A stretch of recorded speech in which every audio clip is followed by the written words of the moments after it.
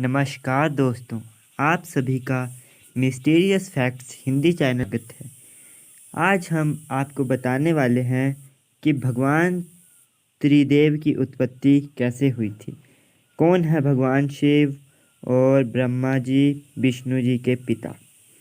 कहते हैं देवताओं में त्रिदेव का सबसे अलग स्थान है। इसमें ब्रह्मा को सृष्टि का रचयिता, भगवान विष्णु को संरक्षक और भगवान शिव को विनाशक कहा जाता है। ऐसे में कई लोग सोचते हैं कि त्रिदेव की उत्पत्ति कैसे हुई होगी।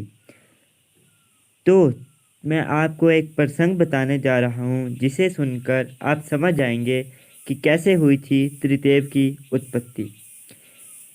प्रसंग।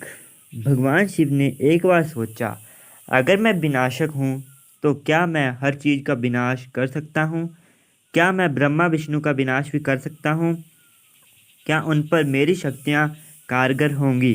जब भगवान शिव के मन में यह विचार आया तो भगवान विष्णु और ब्रह्मा जी समझ गए कि उनके मन में क्या चल रहा है।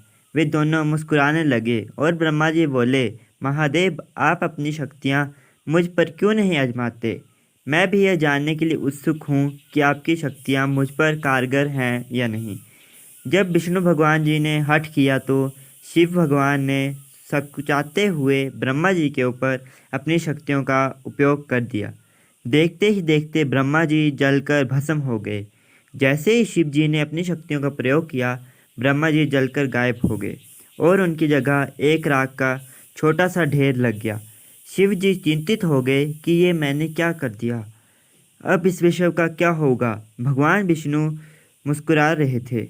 उनकी मुस्कान और भी चौड़ी हो गई जब उन्होंने भगवान शिव को पछताते हुए घुटनों के बल बैठे देखा। शिव जी पछताते हुए उस राख को मुट्ठी में लेने ही वाले थे कि उस राख में से ब्रह्मा जी पुनः प्रकट हो गए। वे बोले, महादेव, मैं कहीं नहीं गया हूँ, मैं यहीं पर हूँ। देखो, आपके विनाश के कारण इस राख की रचना हुई और जहाँ भी रचना होती है वहाँ मैं होता हूँ। इसीलिए आप अपनी शक्तियों से समाप्त मुझे नहीं कर सकते। भगवान विष्णु जी मुस्कुराए और बोले, महादेव, मैं संसार का रक्षक हूँ। मैं भी देखना चाहता हूँ कि क्या मैं आपकी शक्तियों से स्वयं की रक्षा कर सकता हूँ या नहीं। कृपया मुझ पर भी अपनी शक्तियों का प्रयोग करें। जब ब्रह्मा जी ने भी हट किया तो शिव जी ने विष्णु जी को अपनी शक्तियों से भस्म कर दिया। विष्णु जी के स्थान पर अब वहाँ राख का ढेर था, लेकिन उनकी आवाज़ राख के ढेर से अब भी आ रही थी। वह आवाज़ थी, महादेव, मैं अब भी यहीं हूँ, कृपया रुके नहीं। अपनी शक्तियों का प्रयोग इस राख पर भी कीजिए। तब तक मत रुकिए जब तक इस राख का आखिरी कण भी खत्म न हो जाए।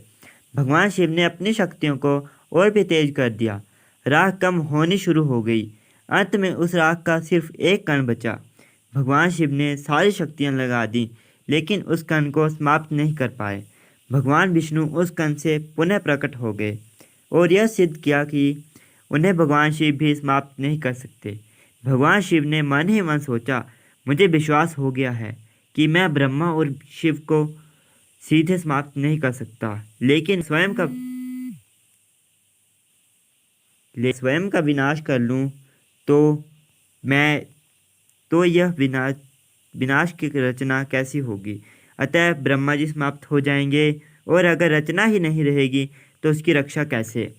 अतः विष्णु जी भी नहीं रहेंगे। ब्रह्मा और विष्णु समझ रहे थे कि शिव जी के मन में क्या चल रहा है। वे दोनों मुस्कुराए। भगवान शिव ने स्वयं का विनाश कर लिया और जैसे वे सोच रहे थे वैसा ही हुआ।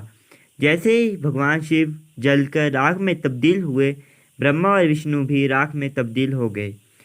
कुछ समय के लिए सब कुछ अंधकार में हो गया। वहाँ उन तीनों देवों की राख के सिवाय कुछ भी नहीं था।